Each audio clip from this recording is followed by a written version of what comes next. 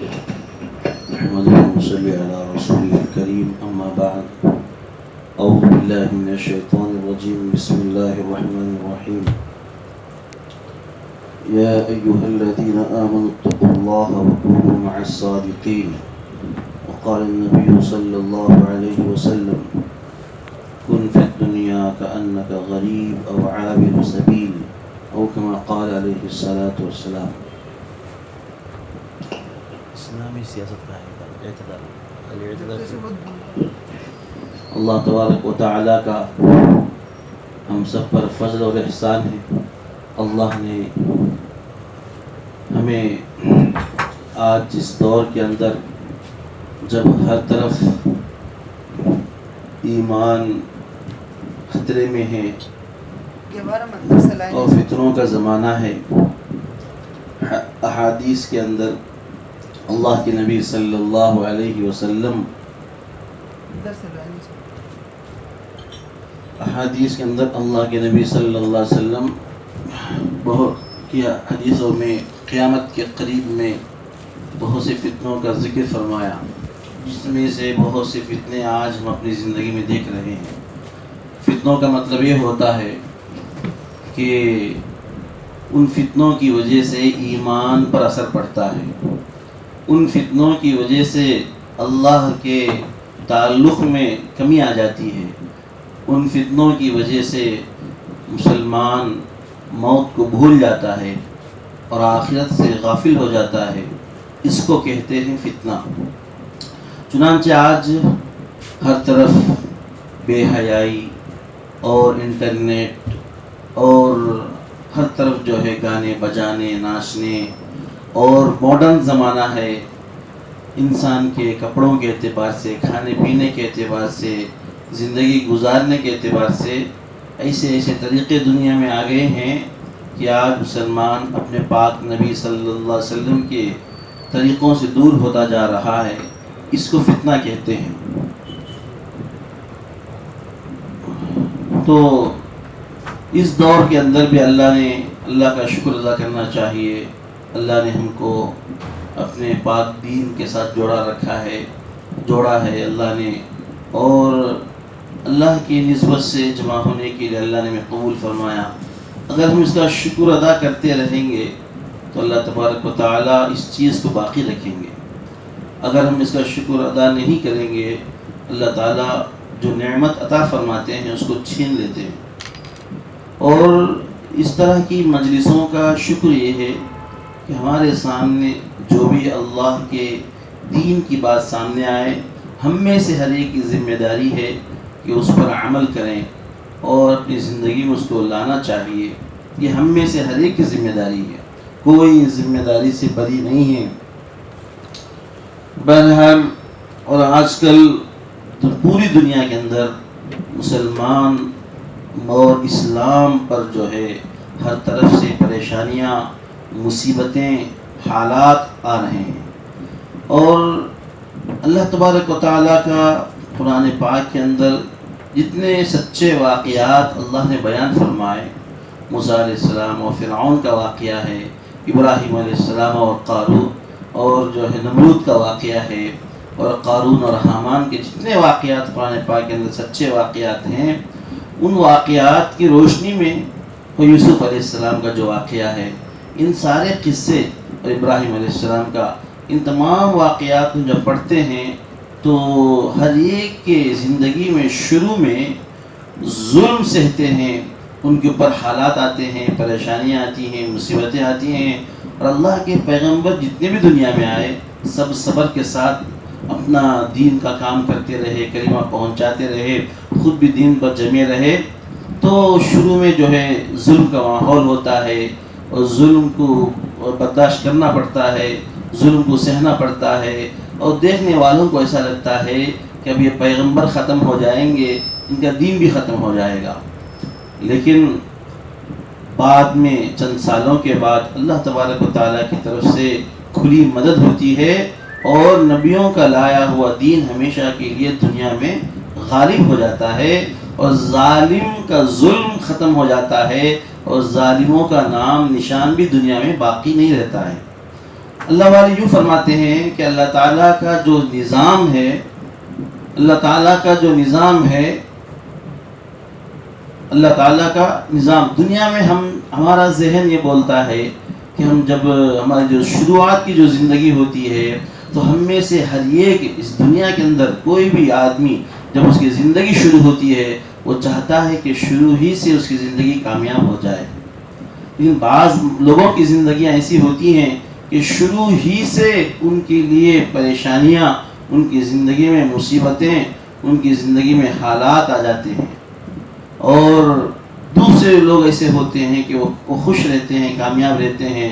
تو جو بندہ شروع ہی سے پریشانیوں کو، مصیبتوں کو کا شکار ہوتا ہے، پھر جب وہ اللہ کے دین پر جمتا ہے ان مصیبتوں میں، ان پریشانیوں میں، تو چند سالوں کے بعد اللہ تبارک و تعالیٰ، ایک وقت گزرنے کے بعد اللہ تبارک و تعالیٰ اس کے لیے مدد کے راستے کھول دیتے ہیں.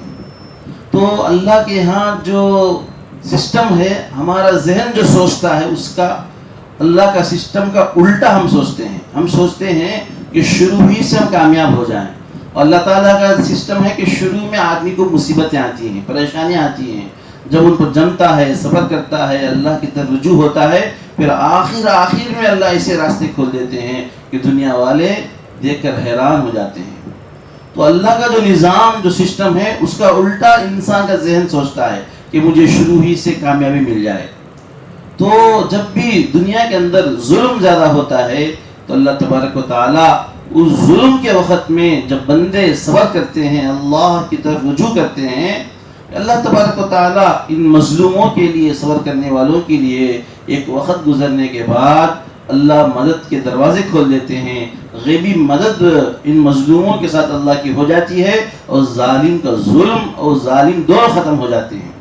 کچھ ایسے ہی حالات آج ہمارے ملک میں ہیں، ہمارے ملک کے اندر ہیں، ہمارے ہندوستان کے اندر بھی ہیں، کہ اس وقت ایسے حالات ہیں کہ انسان کو اپنا فیوچر، اپنا وجود نظر نہیں آ رہا ہے، آئندہ کیا ہوگا.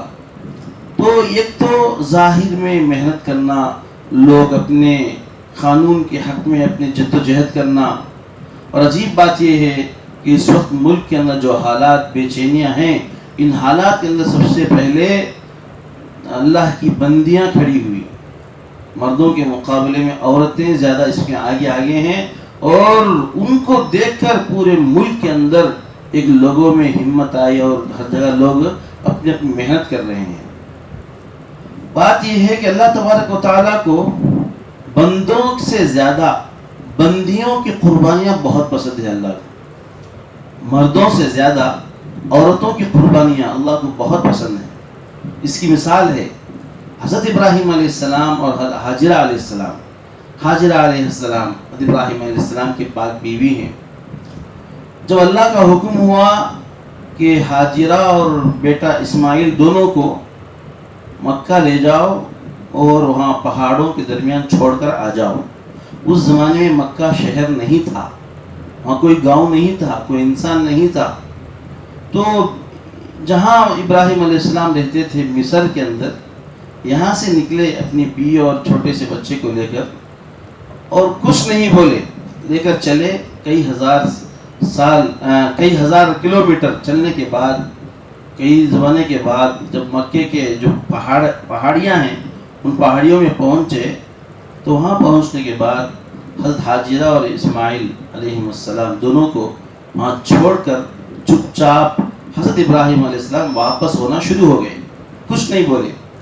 تو حاجرہ علیہ السلام سمجھ میں نہیں آیا کہ آئے چھوڑے جا رہے ہیں، کیا بات ہے، کہاں جا رہے ہیں. تو ابراہیم علیہ السلام کو اللہ کا حکم تھا کہ جاؤ چھوڑ کر آ جاؤ. تو اسی حکم کے برابر حضرت ابراہیم علیہ السلام چھوڑ کر خاموش نکل گئے. لیکن حاجرہ علیہ السلام پوچھ رہے ہیں، بار بار آواز دے رہے ہیں کہ ہم دونوں کو یہاں چھوڑ کر کہاں جا رہے ہو، کیا مقصد کیا ہے. تو ابراہیم علیہ السلام کچھ نہیں بول رہے ہیں، جا رہے ہیں، واپس جا رہے ہیں. تو حاجرہ علیہ السلام کو سمجھ میں آ گیا کہ شاید یہ اللہ کا حکم ہے، اس لیے ایسا کر رہے ہیں. تو انہوں نے اب کہا کیا یہ اللہ کا حکم ہے؟ حاجرہ علیہ السلام نے پوچھا. تو ابراہیم علیہ السلام نے اشارہ دیا، ہاں یہ اللہ کا حکم ہے. تب حضرت حاجرہ علیہ السلام نے کہا پھر تو ہمیں کوئی ڈر نہیں ہے، اللہ ہماری حفاظت فرمائیں گے. پورے پہاڑ چار طرف پہاڑیاں ہیں. مکہ کوئی زمین کے جیسا نہیں ہے، پورے پہاڑوں کا علاقہ تھا، اب بھی پہاڑ ہے. ان پہاڑوں کے بیچ میں ایک اللہ کی بندی اپنے چھوٹے سے بچے کے ساتھ رہنا، دن میں رات میں، نہ کوئی مکان ہے، نہ کوئی درخت ہے، نہ کوئی آبادی ہے، نہ کوئی محلہ ہے، نہ بستی ہے. پورے پہاڑ، کھلا آسمان کے نیچے اکیلے اللہ کی بندی اپنے بچے کے ساتھ رہنا کتنی بڑی قربانی ہے. شاید اس کائنات کے اندر عورتوں میں اتنی بڑی قربانی کسی اور کی نہیں ہوگی. تو حجر علیہ السلام اللہ کے حکم کے لیے ہمت سے رہ گئے. بہت مشکل وقت تھا وہ، اور ابراہیم علیہ السلام بھی چھوڑ کر نکل گئے اور وہاں سے لمبا. تو یہ حجر علیہ السلام کا جو واقعہ ہے، ان کی جو قربانی ہے، اللہ کو بہت پسند آئی، اللہ کو بہت پسند آئی. چنانچہ حضرت حجر علیہ السلام جب اسماعیل علیہ السلام پانی کے لیے ٹورنے لگے، پانی نہیں تھا وہاں پر، تو پانی تلاش کرنے کے لیے ادھر ادھر دوڑتے تھے، کہیں پانی نظر نہیں آتا. دو طرف جو چھوٹے چھوٹے پہاڑ تھے، وہ پہاڑ پر چڑھ کر دیکھتے تھے، کہیں دور سے پانی نظر آئے، کچھ آدمی نظر آئے، کچھ تو بھی نظر آئے. تو کبھی اس پہاڑ پر چڑھے، بچے کو نیچے لٹا کر پہاڑ پر چڑھنا، بچے کو لے کر چڑھنا مشکل ہے، اس لیے بچے کو زمین پہ چھوڑ کے پہاڑ پہ چڑھ جاتے تھے. پھر واپس بچے کی یاد آتی تو واپس آتے تھے. اس طرح دونوں صفا اور مروہ، کبھی پہاڑی اس پہاڑی پہ اس طرح جانا اترنا، چڑھنا اترنا. یہ جو اللہ کے لیے یہ تکلیف برداشت کر رہے ہیں حاجر علیہ السلام، اللہ کے لیے تکلیف برداشت کر رہے ہیں، محنت اٹھا رہے ہیں اکیلے بچے کے ساتھ. تو اللہ کو بہت پسند آیا ان کی قربانی. اسی لیے قیامت تک اللہ نے ان کے جو دوڑنا ہے، اس دوڑنے کو اللہ نے اتنا پسند کیا کہ ہر سال حج کے اندر حاجی حج میں صفا مروہ کے درمیان میں دوڑتا ہے بغیر دوڑنے کے. اس کو سعی بولتے. تو سعی کیے بغیر حج نہیں ہوتا ہے، سعی کیے بغیر نہ عمرہ ہوتا ہے نہ حج ہوتا ہے. تو حاجر علیہ السلام کی قربانی اللہ کو اتنی پسند آ گئی کہ ان کے دوڑنے کو اللہ نے حج کا، عمرے کا عمل بنا دیا ہے. بہت بڑی بات ہے، معمولی بات نہیں ہے. اور حجر علیہ السلام کی برکت سے اسماعیل علیہ السلام کے پاؤں کے پاس، ان کے چھوٹے چھوٹے پیروں کے پاس سے زمزم کا پانی ابلا. کہ زمزم کا پانی حاجر علیہ السلام کی قربانی کی برکت ہے. کعبۃ اللہ حاجر علیہ السلام، کیونکہ وہاں کوئی شہر نہیں، کوئی آباد نہیں، کوئی انسان نہیں، صرف کعبۃ اللہ کا نشانی تھا وہاں پر. یہ نشانی تھی کہ یہاں کعبۃ اللہ، بس کوئی انسان نہیں. اور حاجر علیہ السلام ہمت نہیں کرتے، وہاں کوئی بھی مکہ شہر نہیں بنتا. حاجر علیہ السلام کی برکت سے کعبۃ اللہ جو ہے وہ ظاہر ہوا اور مکہ جو ہے شہر آباد ہوا ہے. آج ہم سب حج کو جاتے ہیں، عمرے کو جاتے ہیں، کروڑوں کے انسان قیامت تک جائیں گے. یہ سارا سب کچھ جو ہے حاجر علیہ السلام کی قربانی ہے. اور حضور پاک صلی اللہ علیہ وسلم جب کلمہ لے کر آئے، اسلام لے کر آئے، اللہ کا دین لے کر آئے، تو جب کلمے کی دعوت لے کر مکہ میں آپ کھڑے ہوئے تو سب سے پہلے جو مسلمان ہوئے، سب سے پہلے وہ اللہ کی ایک بندی حضرت خدیجۃ الکبریٰ رضی اللہ تعالیٰ عنہ. حضور پاک صلی اللہ علیہ وسلم کے مبارک ہاتھوں پر جو کلمہ، یعنی آپ کے ساتھ جو مسلمان ہوئے ہیں، سب سے پہلے مسلمان ہونے والے ایک اللہ کی بندی ہے، عورت ہے. اللہ کو اپنی بندیوں کی قربانیاں بہت پسند ہیں. بہرحال تو بات یہ ہے کہ آج ہمارے ملک کے اندر جو حالات، ان حالات میں بھی اللہ کی کچھ بندیاں دلی میں یہاں وہاں سردی میں سڑکوں پہ بیٹھ کر 1 مہینے سے محنت کر رہے ہیں. ہم ان کے لیے دعائیں کرنا چاہیے. اور آج کے حالات میں سب سے زیادہ ایک تو محنت کرنا ہے، اس سے بھی زیادہ اللہ کی طرف متوجہ ہونا ہے. اللہ کی طرف متوجہ ہونا ہے. آپ سب لوگ فون کے ذریعے، واٹس ایپ کے ذریعے سے نبی پاک صلی اللہ علیہ وسلم کی طرف سے جو ہندوستان والوں کو بشارت آئی ہے سنے ہوں گے. ابھی ہفتہ 10 دن پہلے کہ مکہ المکرمہ میں ایک عرب کے مفتی صاحب ہیں، مفتی عبداللہ ناصر صاحب دامت برکاتہم، تو ان کو اللہ کے نبی صلی اللہ علیہ وسلم کی زیارت ہوئی. اللہ کے نبی صلی اللہ علیہ وسلم نے ایک پیغام ہندوستان والوں کو پہنچانے کو فرمایا. عبداللہ ناصر صاحب سے اللہ کے نبی صلی اللہ علیہ وسلم فرمائے کہ میرا پیغام ہندوستان والوں کو پہنچاؤ. 3 باتیں اللہ کے نبی صلی اللہ علیہ وسلم فرمائے ہیں. یہ 3 کام کرو بولو ہندوستان والوں کو. آج جو ہندوستان میں مسلمانوں پر ظلم کرنے کا ارادہ کر رہے ہیں لوگ، یہ ظالم، تو اگر یہ 3 کام مسلمان کر لیں گے تو ان ظالموں کو، ان حکومت والوں کو اللہ ایسا کرنے والا ہے جیسا فرعون اور اس کے لشکر کے ساتھ اللہ نے معاملہ کیا ہے کہ ہمیشہ ہمیشہ کے لیے اللہ نے غرق کر دیا فرعون کو، اس کے لشکر کو. اسی طریقے سے آج اگر مسلمان ان 3 باتوں پر عمل کرے گا اور اللہ کی طرف متوجہ ہوگا، گھر کا ہر مرد، ہر عورت، ہر جوان، ہر بچہ، آج اتنے حالات آنے کے باوجود بھی ہمارے گھروں میں وہ بے فکری ختم نہیں ہوئی، وہ غفلت ختم نہیں ہوا. وہی نوجوانوں کی وہی زندگی، کوئی فرق نہیں ہے، کوئی چینجنس نہیں ہے، کوئی اللہ کو یاد کرنے کا ماحول نہیں بدل رہا ہے. اللہ رحم فرمائے، اللہ رحم فرمائے. اب کتنے سال رہتے نہیں رہتے اس کی گارنٹی نہیں ہے، اس کے باوجود بھی وہی غفلت، وہی گناہ والی زندگی چل رہی ہے. اس لیے آپ تمام کی ذمہ داری ہے، ہر ایک اپنے اپنے گھر کو، جو اپنے گھر میں ہر ایک کو جو ہے اللہ کی طرف متوجہ کریں، اللہ کی طرف رجوع، اللہ کی طرف ہر ایک متوجہ کرنا ہے. گھر کی ایک اللہ کی بندی اگر فکر کرے گی، گھر کا مرد، بچہ، بوڑھا سب اللہ کی طرف متوجہ ہو جائیں گے.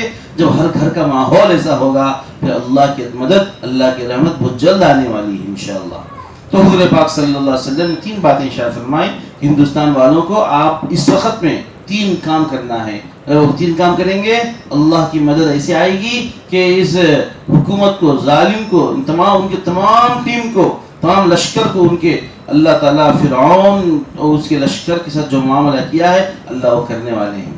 پہلا کام کیا ہے؟ پہلا کام یہ ہے کہ اللہ کے نبی صلی اللہ علیہ وسلم فرمایا رشوت سے بچنا ہے. رشوت بولے تو لنچم. جو لوگ گورنمنٹ نوکری کرتے ہیں، جاب کرتے ہیں، تو گورنمنٹ آفسوں میں لنچم لینے کا، دینے کا ماحول ہوتا ہے. تو اس میں خاص کر مسلمان کے لیے تو حکم ہے، حرام ہے لنچم دینے والا بھی جہنم، لنچم لینے والا ہے، اور لینا بھی دینا بھی. اگر اس وقت میں لینے والے دینے والے اگر اپنے عمل سے توبہ نہیں کرے پھر اللہ کی مدد کیسے آئے گی؟ اس لیے لینے والے دینے والے سب کی ذمہ داری ہے فوراً جو ہے اللہ کی طرف متوجہ ہو کر اس عمل کو چھوڑنا ہے. تو سود کا لینا دینا ختم کریں. 2 باتیں. تیسری بات اللہ کے نبی صلی اللہ علیہ وسلم نے فرمایا کہ ہر مسلمان روزانہ 313 بار آیت کریمہ پڑھے، لا الہ الا انت سبحانک انی کنت من الظالمین، لا الہ الا انت سبحانک انی کنت من الظالمین. 313 مرتبہ روزانہ پڑھنا ہے، روزانہ پڑھنا ہے. یہ 3 کام اگر ہر مسلمان کرے گا، ہر ہندوستانی کرے گا آج کے دور میں، تو اللہ کی مدد آئے گی.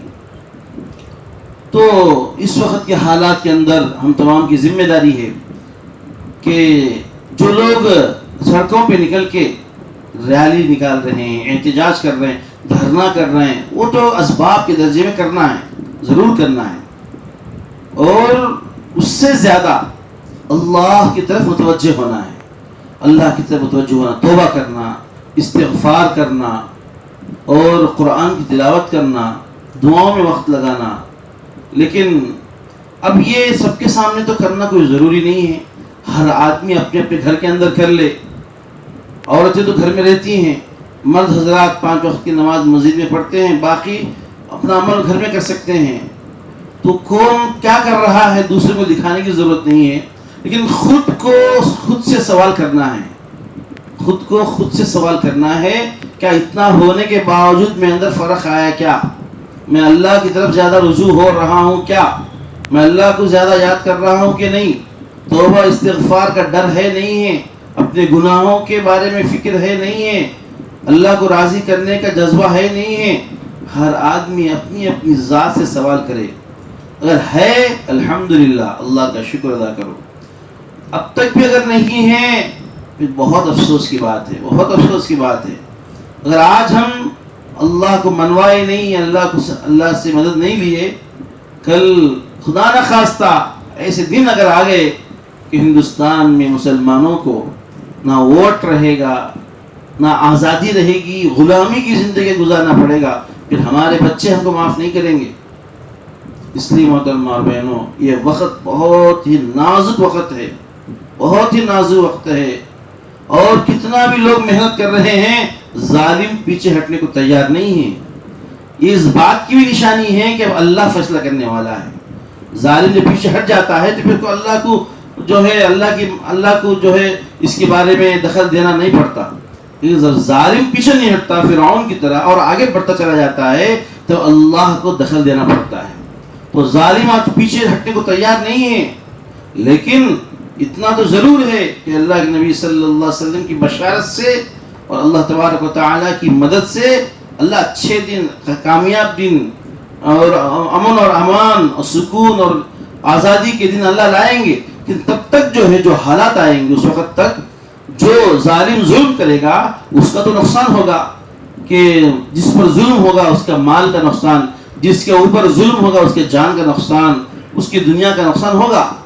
لیکن اس نقصان سے اگر بچنا ہے ہمیں زیادہ سے زیادہ اللہ کی طرف رجوع کرنا ہے۔ اگر ہم رجوع نہیں کریں، اللہ کی مدد آنے میں دیر ہو گئی تو پھر تب تک کا جو نقصان ہوگا اس کو اٹھانا پڑے گا۔ تو ہمارے ہاتھ میں ہے، اللہ کی مدد کو جلدی لانا ہے دیری سے لانا ہے، یہ ہمارے ہاتھ میں ہے۔ اللہ کی مدد تو آئے گی، لیکن جلدی آنا دیری آنا یہ ہمارے عمل پر ڈیپینڈ ہے۔ ہمارے عمل کے اعتبار سے اللہ فیصلہ کریں گے۔ اگر اللہ کی مدد جلدی آنا ہے تو ہم زیادہ ابھی سے اللہ کی طرف رجوع ہونا ہے۔ گھر کے اندر ہر فرد کو سمجھانا ہے، ان کو ذکر، توبہ، استغفار اور نمازوں کا اہتمام، اس کی فکر دلانا ہے۔ تو اگر ایسا کریں گے تو اللہ کی مدد جلد آئے گی اور جان کا مال کا نقصان کم ہوگا۔ ورنہ ظالم پوری تیاری میں ہے، کبھی بھی کسی بھی وقت جو ہے مسلمانوں کو ختم کرنا ایک خیال میں ہے۔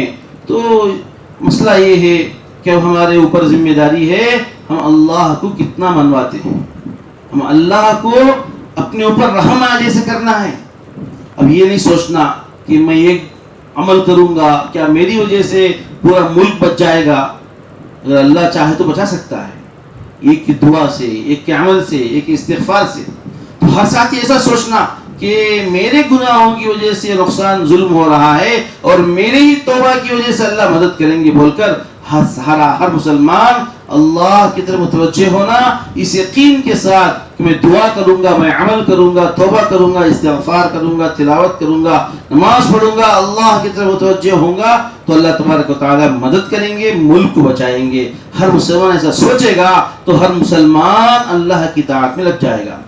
اگر مسلمان یہ سوچے کہ میری وجہ سے کیا ہوگا، میرے ایک کے عمل کرنے سے کیا ہوگا، کتنے کروڑوں مسلمان عمل نہیں کر رہے ہیں، کیا میرے عمل سے اللہ راضی ہو جائیں گے؟ نہیں، راضی نہیں ہوں گے، چلو میں بھی عمل نہیں کروں گا، پھر چھوڑ دیا تو پھر صحیح بات نہیں ہے۔ اس لیے کوئی بچہ انگار کو لے کر اپنے ہاتھ میں جلاتا ہے، ایک جگہ، دو جگہ، تین جگہ، چار جگہ، تو ماں اس کو چھوڑتی نہیں۔ چلو 4-5 جگہ جل گیا ہے، کوئی بات نہیں، 6 جگہ 7ویں جگہ بھی جلا رہا ہے، چھوڑ دو، ایسا نہیں چھوڑتے بلکہ روک لیتے ہیں اس کو کہ 4-5 میں تو جل گیا ہے تو روک لو اور زیادہ نہ جلے۔ تو اسی طریقے سے یہ نہیں سوچنا کہ سارے انسان غفلت میں ہیں، میرے ایک کے عمل سے کیا ہوگا، ایک تو بھی روشنی آئے گی، مگر میں عمل کروں گا، میں توبہ کروں گا تو میری ایک جگہ سے، ایک انسان سے تو روشنی آ سکتی ہے۔ اس طرح ہر انسان سوچے گا تو پوری ملک میں روشنی، اجالا آ جائے گا، اندھیرا چھٹ جائے گا۔ تو محترم اور بہنوں، اس وقت کے حالات اللہ کی طرف متوجہ ہونے کے ہیں، اللہ کی طرف متوجہ ہونے کے ہیں، جتنا زیادہ ہو سکتا ہے اللہ کی طرف متوجہ ہونا ہے، توبہ کرنا ہے، استغفار کرنا ہے، درود شریف پڑھنا ہے، قرآن پڑھنا ہے، سجدے میں دعائیں کرنا، اللہ کے سامنے رونا ہے، تہجد پڑھنا ہے، دعائیں کرنا پورے امت کے لیے، پوری دنیا کے لیے، خاص کر ہندوستان کے حالات کے لیے۔ بلکہ آج ہندوستان کیا ساری دنیا میں ایسا لگ رہا ہے کہ ساری دنیا کے ملک اندر سے سب ملے ہوئے ہیں، اندر سے سب ملے ہوئے ہیں۔ پہلے ایسا ہوتا تھا کسی ملک میں ظلم ہوا تو دوسرا ملک والا اس کو روکتا تھا، سمجھاتا تھا کیوں ظلم کر رہا ہے۔ آج وہ سمجھانا نہیں ہے، سب خاموش ہیں ایسا لگ رہا ہے کہ ساری دنیا والے اندر سے ایک پلان کر کے ہیں کہ ساری دنیا میں اس وقت مسلمانوں کو نہیں دبائے تو آنے والے دنوں میں مسلمان حکومت کریں گے دنیا پر. یہ ڈر بیٹھ گیا ہے ہم لوگوں میں. سارے ملک والے, دنیا کے سارے ملک والے اندر سے ملے ہوئے ہیں, سب ایک دوسرے کا اندر سے ساتھ دے رہے ہیں, کوئی مسلمان کے ساتھ کھڑنے کو تیار نہیں ہے. ایسا وقت آ گیا ہے. اس وقت میں اب اللہ ہی فیصلہ کرنے والے ہیں اور اللہ ہی کو ہمیں جو ہے میدان میں اتارنا ہے, اللہ کی مدد کو میدان میں اتارنا ہے اور اللہ کے فرشتوں کو میدان میں اتروانا ہے. یہ ہمارے عمل سے, ہمارے توبہ سے, ہماری دعاؤں سے اللہ تعالیٰ فیصلے کریں گے. تو اللہ کی طاقت آج بھی ہے, ہمیشہ ہے. تو اس لیے قرآن پاک کے اندر اللہ تبارک و تعالیٰ جو سچے واقعات فرعون کے, قارون کے, حامان کے, نمرود کے, اس زمانے میں اگر دیکھا جائے تو لوگوں کو ایسا لگتا تھا کہ فرعون تو ہمیشہ ہمیشہ دنیا میں رہے گا, اس کی حکومت کو کوئی ختم نہیں کر سکتا. ایسا ماحول تھا اس وقت. لیکن آج کہاں ہے فرعون, اس کی حکومت کہاں ہے؟ سب ختم ہو گیا. اسی طریقے سے آج کے یہ حکومت والے بھی. اور ایک بات, دوسری بات یہ ہے کہ ہمارے بزرگوں میں 200-300 سال پہلے شاہ ولی اللہ محدث دہلوی رحمۃ اللہ علیہ, جو ہندوستان کے اندر سب سے پہلے حدیث کو مدینے سے سیکھ کر حدیث کا علم ہندوستان میں لے کر آئے, شاہ ولی اللہ محدث دہلوی رحمۃ اللہ علیہ. تو حضرت نے کتاب میں لکھا ہے کہ اس زمانے میں, ان کے زمانے میں بھی ایسے حالات آ گئے تھے. تو اس وقت میں حضرت نے کتاب میں لکھا کہ دنیا میں اللہ کا ایک سسٹم ہے, ایک نظام ہے کہ جس علاقے میں مشرکین, کفار, ہندو, کسی علاقے میں وہاں مسلمان بھی ہیں, ہندو بھی ہیں, ہر قوم والے ہیں, ہر مذہب والے ہیں, لیکن یہ مشرکین شرک کرنے اور پورے ان کی ہر چیز ان کے ہاتھ میں ہوتی ہے. اب وہ سمجھ جاتے ہیں کہ اب ہمارا کنٹرول ہو چکا ہے پورے ملک پر. جب ان کی اطمینان ہو جاتا ہے, جب بھی دنیا میں ایسا ہوا, جب بھی دنیا میں ایسا ہوا, اللہ تبارک و تعالیٰ انہی ہندوؤں کے دلوں میں اسلام کا الہام کرتے ہیں, اسلام کا الہام کرتے ہیں, اسلام کا نور داخل کرتے ہیں. ان کے دلوں میں اللہ اسلام کا الہام کرتے ہیں. فوراً تو نہیں ہوتا, کچھ زمانے, کچھ سالوں کے بعد تو پھر وہی ہندو, وہی دشمن مسلمان ہونے لگتے ہیں. پھر انہی سے, انہی کے اولادوں میں, ان کی نسلوں میں بڑے بڑے اللہ والے امام, محدثین, فقہا, علماء, مجاہدین تیار ہوتے ہیں. ایسے ہی واقعہ ہوا تاتاری قوم. اس سے پہلے واقعہ سنایا تھا میں تاتاری قوم کا, کہ عراق بغداد میں مسلمانوں کا جب زندگیاں آج ہماری جیسی زندگیاں ہو گئیں, غفلت میں ڈوبے رہے مسلمان, تو ایک قوم کو اللہ نے کھڑا کیا, تاتاری قوم بولتے. وہ قوم سارے مسلمانوں کو قتل عام کری, مردوں کو قتل کر کے ختم کر دی, ان کی عورتوں کو باندیا بنا لی. پھر یہ تاتاری قوم بغداد پر حکومت کرنے لگی. مسلمان جن کی حکومت تھی, حکومت ختم ہو گئی مسلمانوں کی, مسلمان غلام بن گئے. جب وہ تاتاریوں کی حکومت شروع ہوئی تو مسلمان مردوں کو تو قتل کر دیا گیا, کہ مسلمان عورتوں کو گھروں میں نوکرانی کی طرح باندی بنا کر رکھ لیا گیا.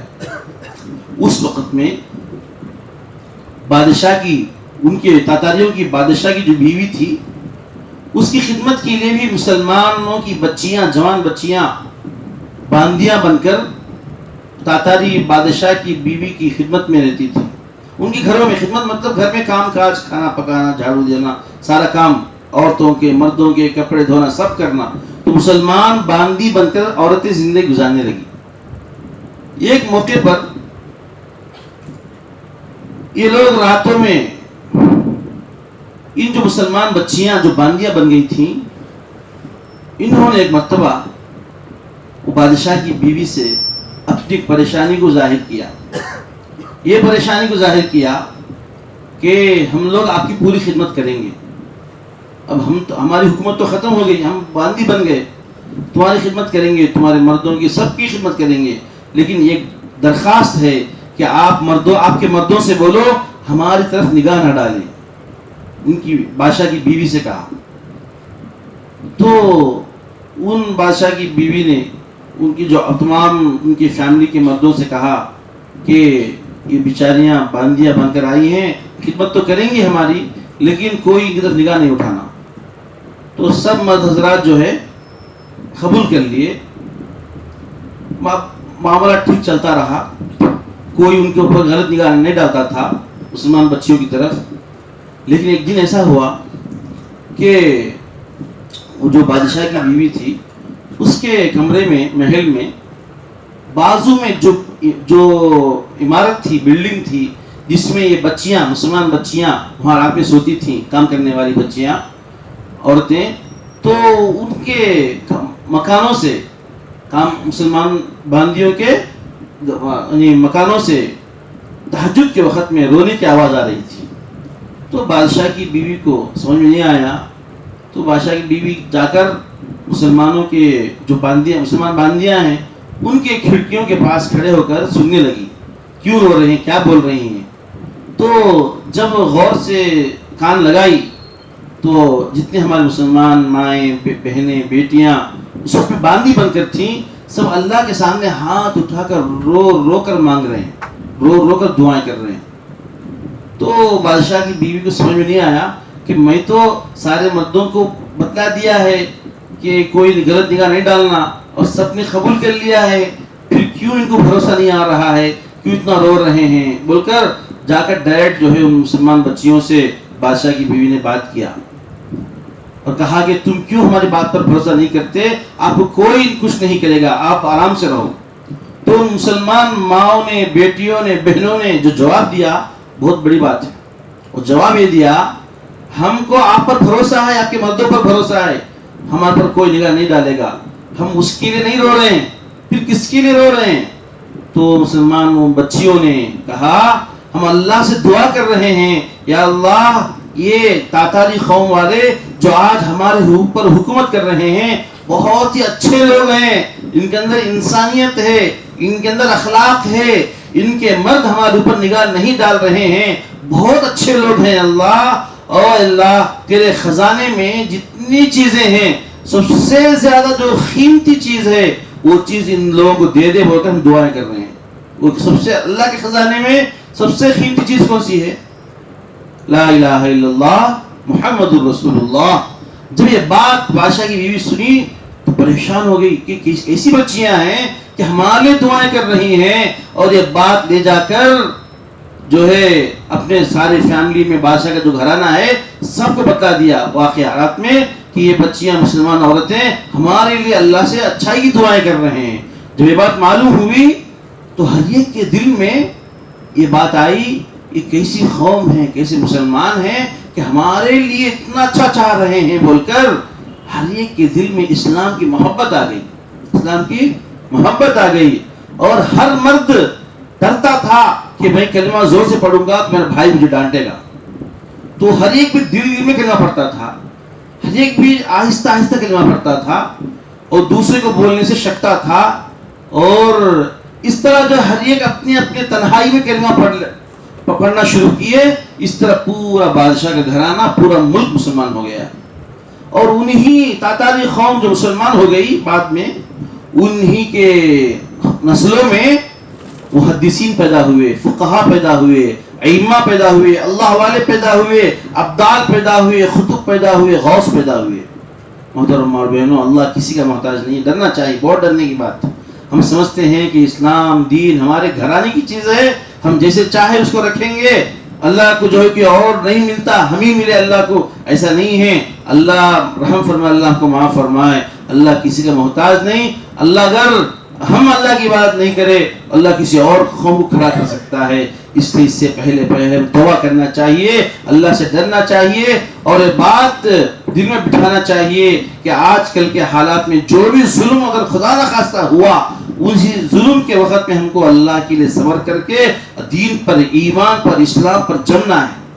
آج نیوز کے اندر ہم سنتے ہیں, پیپر میں, اخبار میں ایسی ایسی باتیں یہ لوگ بولتے ہیں کہ 1 سال 2 سال کے اندر 2021 کے اندر سارے مسلمانوں کو جو ان کے ہندو بنا دیں گے. بالکل وہ پیغمبروں کے زمانے میں جو باتیں بولتے تھے وہ باتیں ہم بول رہے ہیں. تو ظلم کرنے کا ارادہ ہے ان لوگوں کا, لیکن ہمیں ڈرنا نہیں ہے, حوصلہ پیدا کرنا ہے, حوصلہ پیدا کرنا ہے. اور ڈرنے کا تو نام نشانی نہیں ہونا چاہیے، ڈر صرف اللہ کا ہونا چاہیے، ڈر صرف اللہ کا ہونا چاہیے، اور جو بھی ہوگا ہر حالت میں اللہ کی طرف متوجہ ہونا، اللہ کی طرف رجوع ہونا، کسی حالت میں کلمہ اسلام ایمان دین کو نہیں چھوڑنا ہاتھ سے، یہ اپنے اندر حوصلہ پیدا کرنے کی ضرورت ہے۔ اور جب ظلم کے ماحول میں جب آدمی صبر کرتا ہے، جمتا ہے دین کے اوپر، پھر اس کے لیے اللہ کی مدد بہت جلد آنے والی ہوتی ہے، اللہ کی مدد بہت جلد آ جاتی ہے۔ انشاءاللہ اللہ کی ذات سے امید ہے کہ ہمارے ہندوستان کے اندر بھی اللہ کی مدد ضرور آنے والی ہے، آئے گی، اور اللہ تعالیٰ اچھے اور بلکہ اور مسلمانوں کے لیے آج سے بھی بہترین ماحول اللہ تعالیٰ لائیں گے۔